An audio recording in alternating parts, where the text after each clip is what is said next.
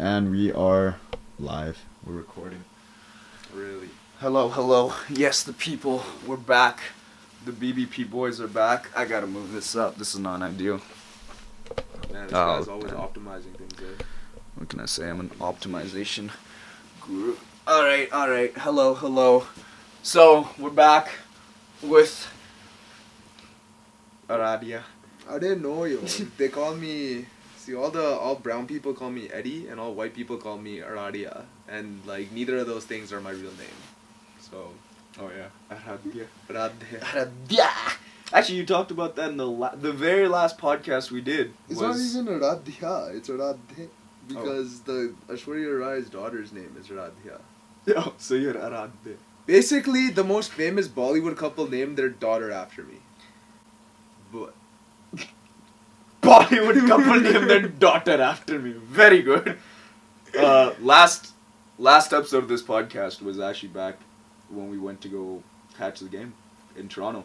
Oh yeah, I was Zane and everyone. In like Ryerson. In Ryerson, yeah. Yeah. So we're back shooting in the OG recording studio, which is my basement in Calgary. So how long you in Calgary for? I'm only here to the 2nd now, and it's like the 23rd today or something. Oh my God. Yeah. See, the thing is, so let's give you guys a little bit of a catch-up on what's going on in the personal lives of the families of our tribe, as I call it. So yeah, I'm back for a little bit. As you'll see in the video that I'll probably post before this, I'm moving to California for the next year. What's going on with your family? So we're moving from Calgary to Markham after 23 years. Which is a pretty big deal.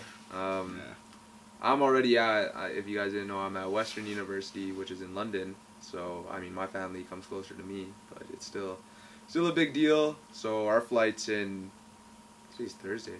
Man, our flight's in 3 days. What the fuck? Yeah. So Eddie's family is moving.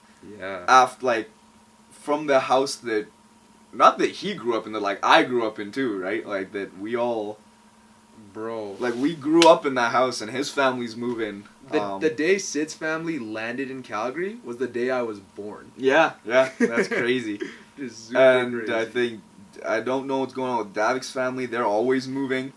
And then, I'm leaving the country for the next year, maybe even longer. Stay tuned. I might talk about that as that becomes a reality. Yeah. So it's just a weird time in, the lives of... Everybody's all over the place, right? Yeah. But, so, my dad works out of Kazakhstan. I was telling my mom today, my dad's been working out of Kazakhstan for 5 years, dude. He left when I was... 5 years? He left when I was in grade 10. No. Yeah, 10, and then 2 years, and then I've been in university for 3. When I was in grade 8? Yeah. My dad's been gone for so long. So my dad's there, my brother he's moving for work all the time. My mom is here, now your family's out in Markham, Davik's family's in the States. The only one left here is Kitchi, who's actually never been on the BBP podcast. Yeah. And the reason for that is he thinks he's too cool. No, legit, the only reason for that is the three of us, me, Sidhu, and Davik, literally, me and Sid are basically neighbors. Yeah. He just walked over to my house. In 5 seconds. It's literally right Yeah. there. Davik is a 2-minute drive away. And Kitchi lives on the other side of the Kitchi's family was like, okay, so everyone's getting a house here. So I guess we should get one over there. It's crazy. But yeah, man, so it's a weirdly emotional time, I would say, actually, in our lives. So this podcast might not be as exciting and upbeat. Maybe it will be. I don't know. But it's just a weird time. Everyone's moving. Everyone's getting older. We're all getting older, so we're all kind of exploring and understanding life and what we want out of it, and we're all hungry. Something I talk about with these guys all the time is hungry. I'm super happy and thankful and blessed that not only did we grow up in such a cool community and family, that I didn't realize that everybody doesn't have, how blessed we are to have that. It's crazy, dude. Yeah, absolutely. As I'm getting older, I'm realizing sometimes I talk to people and I'm like, yeah, my brother, and they're like, oh, I thought you had one brother. I'm like, well, yeah, by blood, but like, yeah, like, you know, Eddie's like my brother. And they're like, wait, what do you mean? And I'm like, what do you mean? Yeah. Right? You don't have no brothers? Like, we're so blessed that we grew up. And, you know, I always say tribe. My homies make fun of me because they think I'm being dramatic. But I'm like not, though. Like, you know, if you, on Instagram a couple months ago, I posted that picture of us from Bhopal Uncle's house on New Year's. Right. Right? And the one where we were all sitting on the stairs. Oh, yeah, And it was like the entire staircase was full. And there were like the tribe. 20, yeah, there were like 20 kids there. And I was like, yeah, like I know each one of these people like really closely. Like, everybody is family. Yeah, right? And so, you know, it's so, okay, so this time around, what ended up happening is there was a wedding. So one of our closest family friends, and quite honestly, one of my favorite aunties, her son, who is like our older brother, got married. Literally, yeah. And this was the wedding that I was waiting for. So 10 years ago, his sister got married. So when I was 11, his sister got married. And that was like the biggest wedding. You know, we were so excited. We performed for that. And then this wedding was happening. And it was the biggest wedding of our community. Yeah. And I was at Waterloo. Me and David couldn't come down because of exams. I kid you not, I have never missed being somewhere more in my life than like during that period. It made me realize how important family is to me.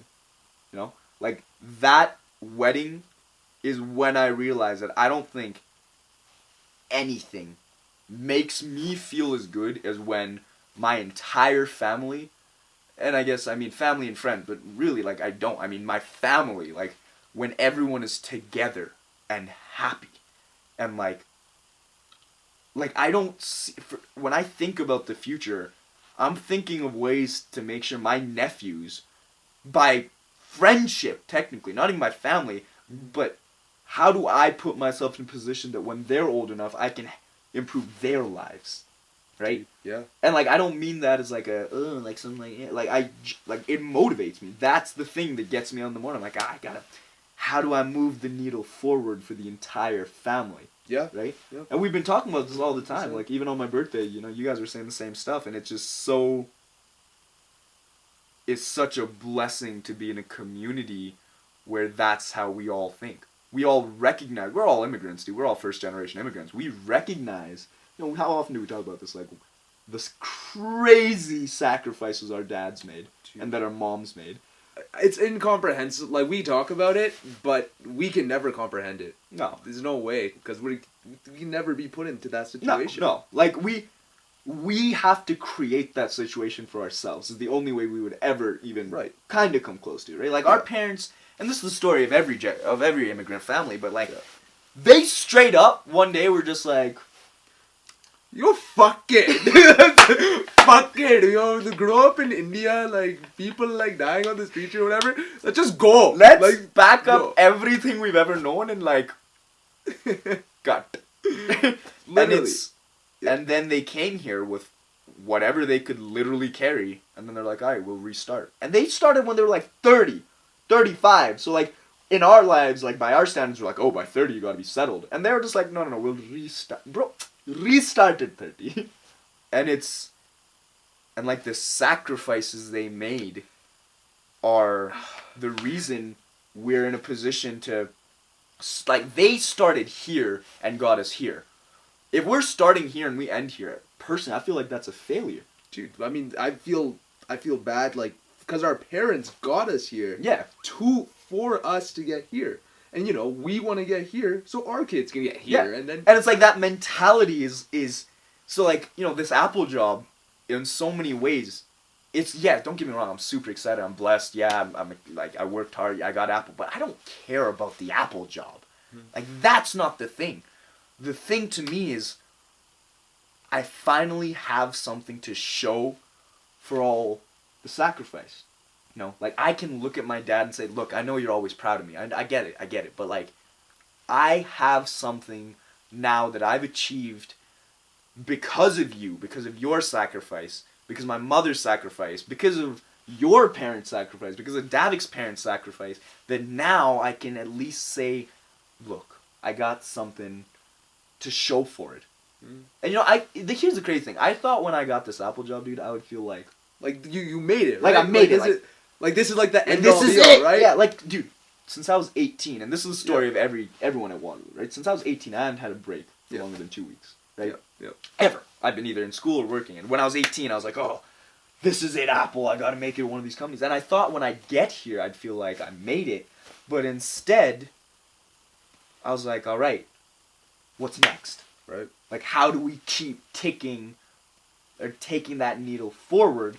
Because we're obligated to. Like, we don't have another option. The same way our parents didn't really have an option. They were either like, okay, we can, like, succeed or just die of poverty. For us, it's like, we can either just take what we have and... Which is, mind you, like, amazing. Incredible. Like, yeah. Incredible. Like, we have way more than we could possibly have asked for. Or planned for. Yeah. Right? Like, instead, though, like, I'm so happy, at least, that everyone thinks like this. Like, that we're all like, all right, how do we move forward? What's next? And it's like... It's not just for the sake of ourselves, right? And that's like... And that's it. I don't think, quite honestly, now that I've spent enough time at university and I've seen how lazy I can be, I realize, like, it's not motivating enough for me to do something for myself. Dude, yeah. Straight up, it's not. But Dude. the minute I think about my family, I think about you guys, Right. Like, one of the reasons I got most excited about Apple is, like, I'm in. I can get Eddie there. Yeah. I can get Kitchi there. I can get Davik there. Like, let me now do what is in my ability to help get you there. And I know I'm not going to be the one to get you there. Yeah. But, like, because you guys are hardworking. You guys are going to do the work.